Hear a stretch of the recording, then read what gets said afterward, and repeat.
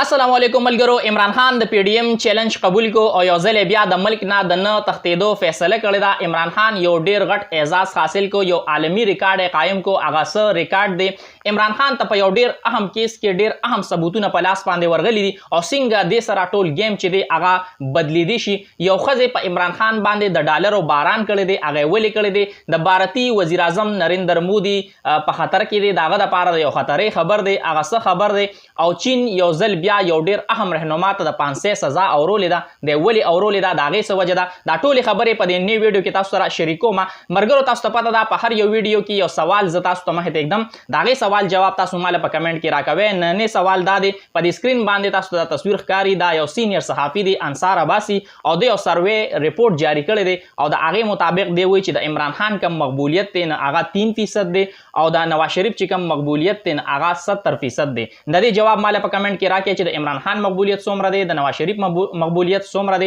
او څوک چې وایي د عمران خان مقبولیت زیات دی نو هغه دا ویډیو لازما مخکې ملګرو سره شریکه کړئ. عمران خان د پی ډی ایم ټول سیاسي جماعتونو چې کم چیلنج دی هغه قبول کړی دی او هغه دا دی چې عمران خان پرون په عدالت کې کله پیشي وه هغه دا ووایي چې یاره زه به په دې ملک کې یم او ټول چې څومره هم زما خلاف کیسونه دي د هغې به زه مقابله کوم او بهر به نه تښتم. دا ټول کیسونه چې دي زه به دا ثابتوم چې دا بوګس دي، دا جعلي دي. عمران خان باندې چې کله 200 کیسونه د پی ډی ایم د طرف نه جوړ شو د موجوده حکومت د طرف نه دا یقینا د عمران خان لپاره یو چیلنج و. اوس عمران خان دا کولو اعلان وکړو چې زه دا چیلنج قبلوم او زه به د دې کیسونو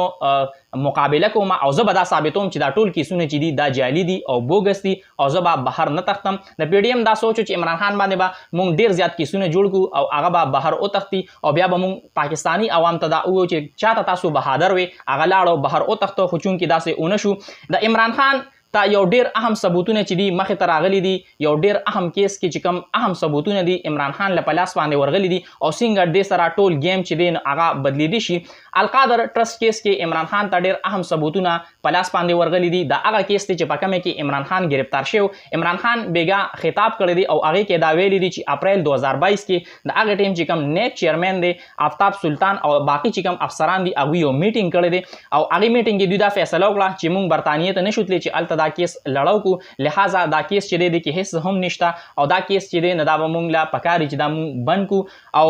دې کې چې کوم اهم سټیک هولډر دی هغه ملک ریاض دی، چونکې د دې کیس کې چې کوم رقم راغلی هغه د برطانیې نه راغلی او د هغې میټینګ چې کوم منټس دي چې کوم های افیشلز میټینګ کوي د هغې چې کوم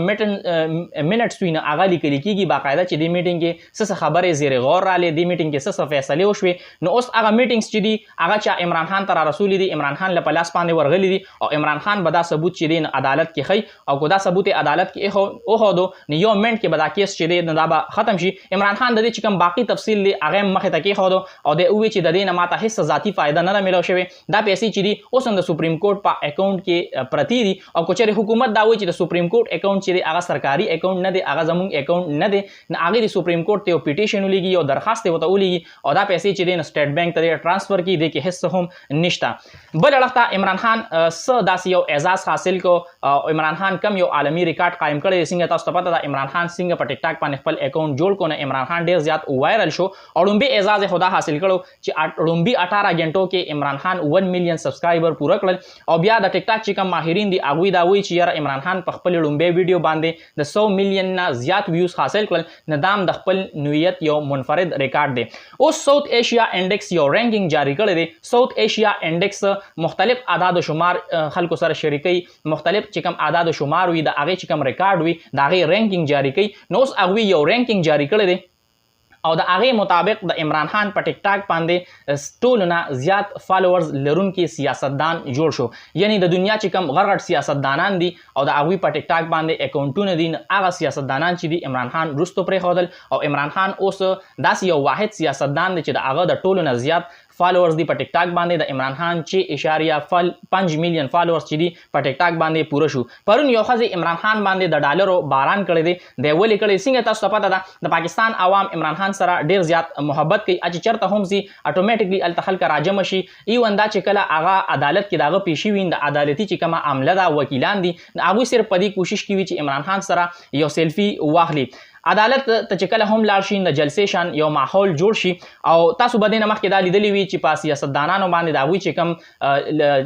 چې کم فالوورز وي نو هغوی پې د ګلونو باران کوي د نوټونو باران کوي خو دا به تاسو نه وي لیدلی په یو سیاستدان باندې چې د ډالرو باران کړي پرون داسې واقعه مخې ته راغلې ده په عمران خان باندې یو ښځې د ډالرو باران کړی دی پرون چې کله هغه عدالتونو کې پیشي وشوه د هغې نه پس هغه چې کله زمان پارک ته ته نو یو ښځې په هغه باندې د ډالرو باران وکړو او بیا هغې ښځې دا وویل چې یاره عمران خان نه زموږ ځان چې دی هغه هم قربان دی هغه ډېره زیاته خوشحاله وه په دې خبره باندې ځکه چې پرون د عمران خان د ګرفتارۍ خطره وه خو چونکې هغه بیا صحیح سلامت بنیګاله ته روان شو نو ښځې په عمران خان باندې د ډالرو باران وکړو د انډیا وزیر اعظم نریندر مودي دپاره د خطرې خبر دی د هغه دپاره یو ښه خبر نه دی او هغه خبر دا دی چې انډیا کې کم د هغه خلاف 26 جماعتي اتحاد جوړ شوی دی څنګه چې په پاکستان کې د عمران خان خلاف پی ډی ایم جوړ شوی دی نو هلته په انډیا کې د نریندر مودي خلاف 26 جماعتي اتحاد جوړ شوی دی او هغوی دا فیصله کړې ده چې موږ به د نریندر مودي خلاف تحریک عدم اعتماد راولو ځکه چې د 2 هفتو نه په منیپور کې